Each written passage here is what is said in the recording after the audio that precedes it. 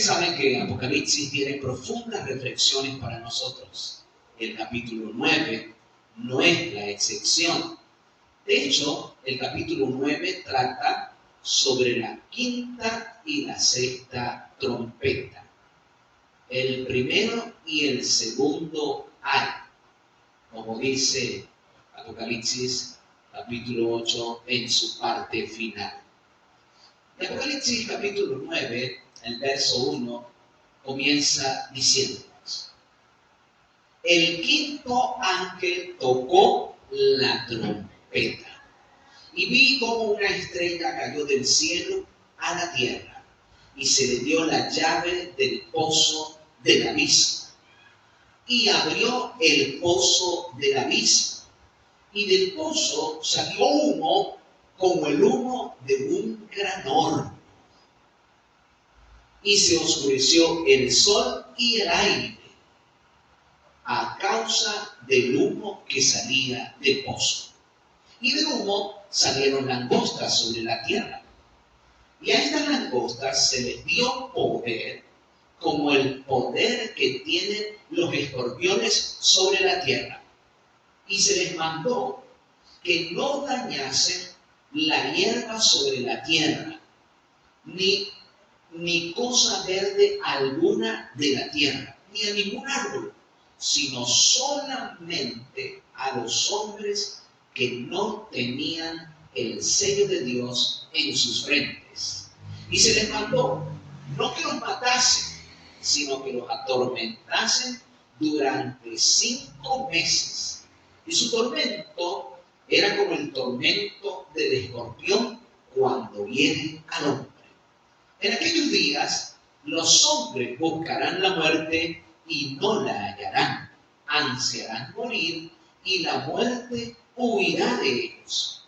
El aspecto de las langostas era semejante a caballos preparados para la guerra.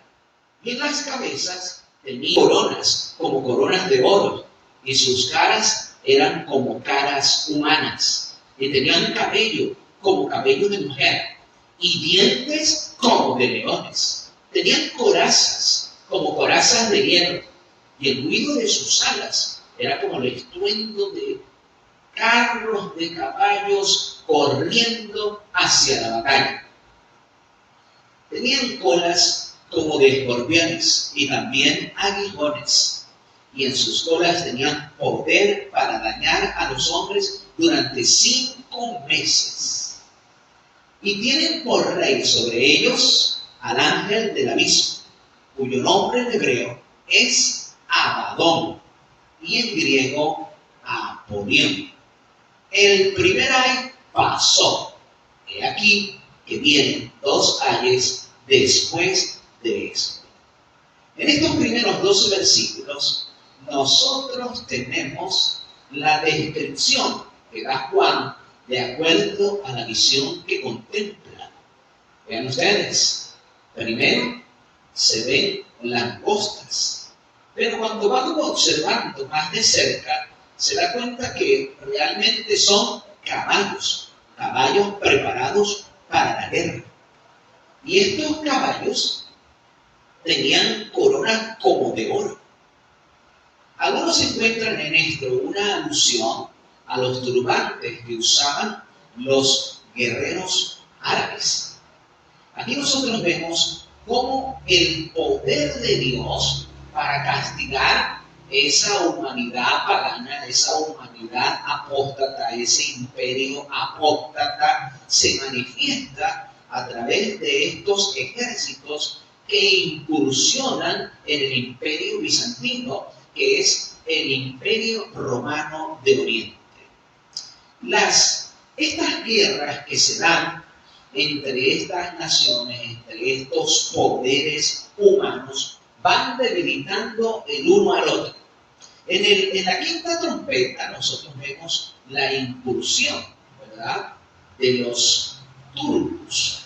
Y luego vemos que a medida que se debilita el imperio romano de Oriente y se debilitan los turcos, ¿verdad?, o los persas, estos se van autodestruyendo, autodebilitando, y se va dando lugar o espacio para el surgimiento del Islam, del maometismo y de los árabes en el mundo con sus conquistas. Nosotros vemos otra cosa acá bien interesante. Se les dice o se les da orden para que no destruyan la hierba sobre la tierra, ni cosa verde alguna ni a ningún árbol.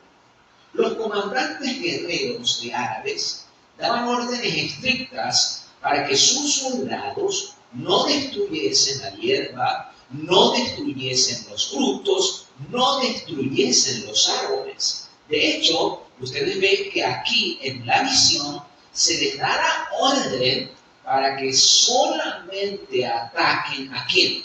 A los que no tienen el sello de Dios en sus frentes. De acuerdo a lo que dice la palabra de Dios en el libro de Éxodo, el capítulo 31, el versículo 13, y el libro de Ezequiel, el capítulo 20, versículo 12, y el libro de Isaías, el capítulo 8, versículo 20, el sello de Dios está en su ley.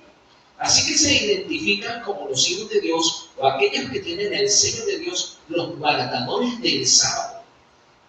La orden se daba de parte de los maometanos para que especialmente aquellos que tenían aquí la coronilla rapada debían ser castigados o muertos sin piedad. Se le perdonaba la vida a las mujeres y a los niños, y solamente se le perdonaba la vida a estas personas si estaban dispuestos a hacerse maometanos y a pagar impuestos. Ven ustedes que la descripción es bien detallada y cómo se cumple al dedillo la profecía bíblica. Aquí dice que tenían cabello como cabello de mujer. Los guerreros árabes usaban el cabello largo, pero no tenían, ¿verdad?, como cabello de mujer, como dice la Biblia.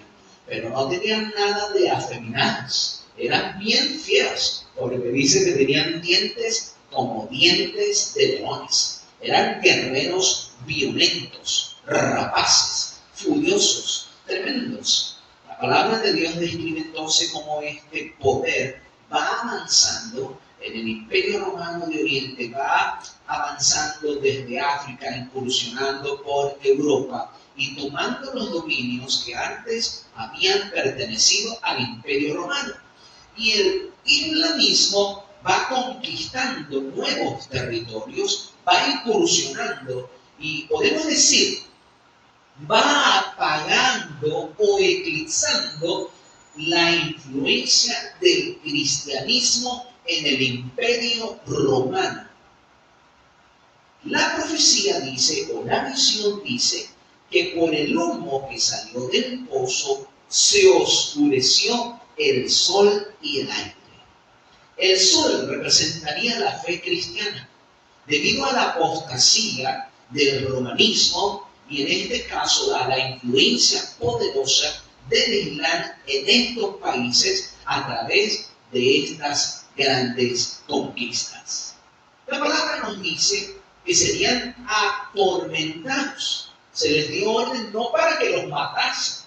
El plan no era matarlos, el plan era atormentarlos, que pagaran impuestos, perseguirlos y con sus impuestos contribuyeran al mantenimiento, a la manutención de los guerreros que seguían combatiendo.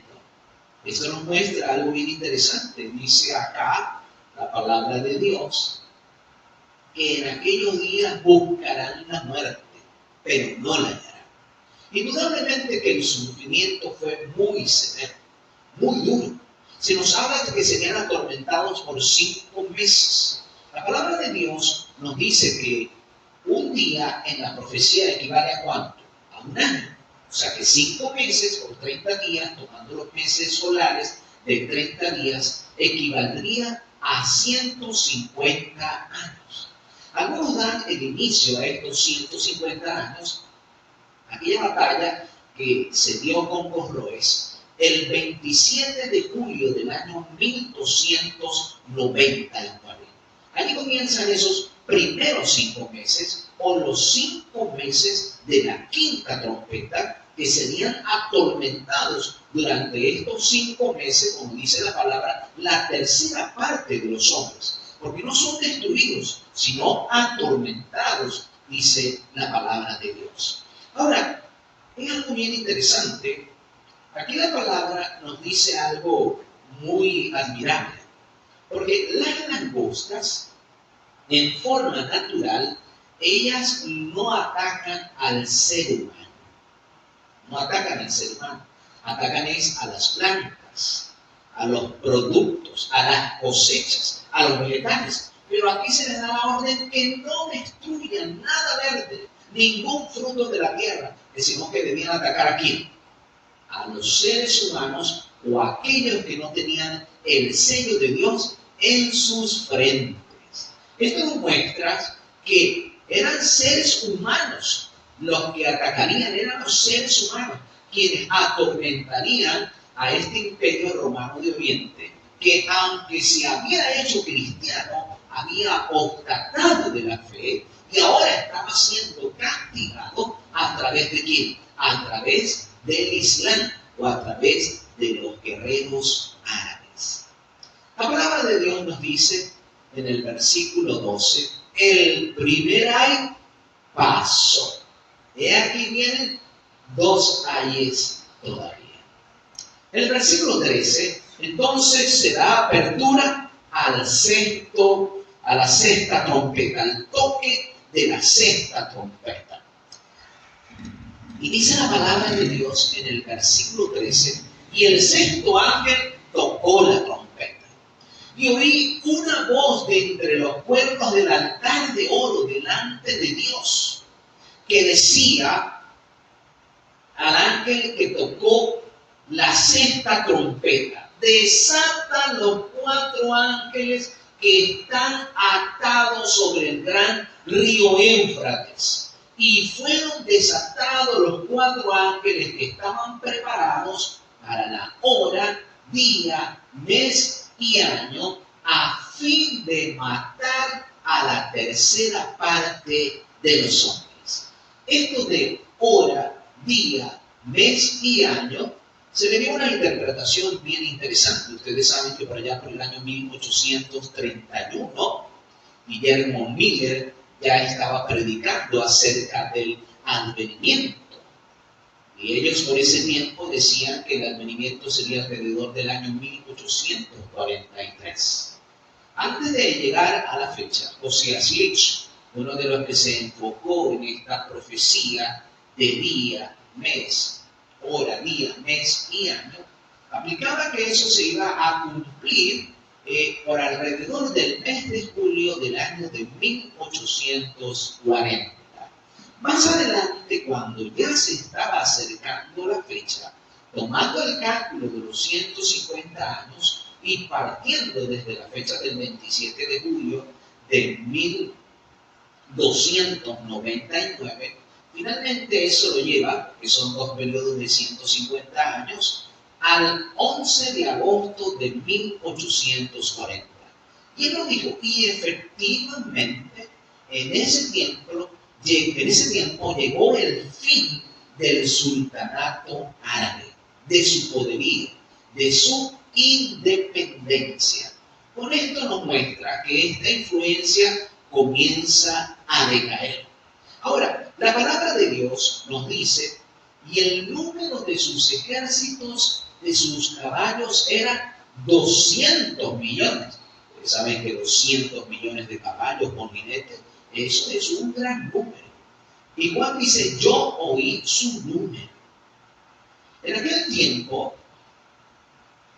las fuerzas militares que tenían caballería eran la más poderosa, eran rápidos. Y en ese tiempo se comenzó a usar la pólvora. Ustedes ven que aquí, en el verso 15, la palabra de Dios nos comienza a decir que fueron desatados. Y en el verso 17, Juan dice, así vi en visión los caballos y a sus jinetes, que tenían corazas de fuego, zafiro y azufre, y sus colas eran como cabezas de leones, y de sus bocas salía fuego, humo y azufre. Así que la caballería era algo muy rápido, de ataque fuerte, invasivo, poderoso, y ahora usaban la pólvora. A Juan aquello le parecía tremendo, porque él veía como que salía fuego de la boca, ¿verdad? El plomo, los disparos, ¿verdad? De los fusiles que utilizaban estos guerreros. El verso 18 nos dice que por estas tres plagas, por el fuego, por el humo y el azufre, fue muerta la tercera parte de los hombres. Así nos lo dice el verso 18. Porque el poder de los caballos estaba ¿dónde? En sus bocas y en sus colas, cuyas colas eran semejantes a serpientes que tenían cabezas y con esas cabezas dañaban. Ahora aquí llegamos a un punto de reflexión muy importante en la sexta trompeta, en la profecía bíblica de Apocalipsis 9. Aquí dice el verso 20, pero los otros hombres, porque el resto de los seres humanos vio, se enteró de lo que padecieron esta tercera parte de los hombres, pero aunque vieron el sufrimiento ajeno, aunque vieron el castigo sufrido por estas naciones que habían apostatado, dice aquí la palabra, pero los otros hombres que no fueron muertos por estas plagas, no se arrepintieron de las obras de sus manos, ni de la adoración a los demonios, ni a imágenes de oro, de plata, de bronce, de piedra, de madera, las cuales tienen ojos y no pueden ver, tienen oídos y no pueden oír, tienen pies y no pueden andar. Ni ahora sí se arrepintieron de sus homicidios, de sus hechicerías, de sus fornicaciones y de sus hurtos. No se arrepintieron de nada. Esto es bien interesante, mis hermanos. Nosotros vemos en la actualidad, porque aún en la actualidad, como en la antigüedad, todavía en muchos lugares del mundo existe lo que se conoce como el culto a los demonios o la adoración a los espíritus. Y cuando la gente practica esta forma de idolatría, incurre en toda clase de pecado y de impiedad, especialmente estos crímenes y pecados que se describen acá. Homicidios, hurtos, hechicerías, fornicaciones suelen ser frecuentes en estas personas que practican la idolatría. Es muy triste que aunque vieron el sufrimiento de los demás, el castigo de los demás, sin embargo, no se arrepintieron.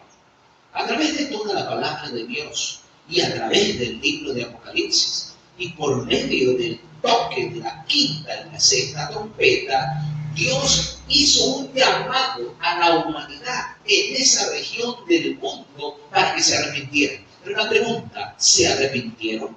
No, no se arrepintieron. Porque aquí la Biblia, el profeta Juan, nos está hablando que no se arrepintieron de las obras de sus manos. Todavía en la actualidad, la gente tiende a venerar al mismo hombre.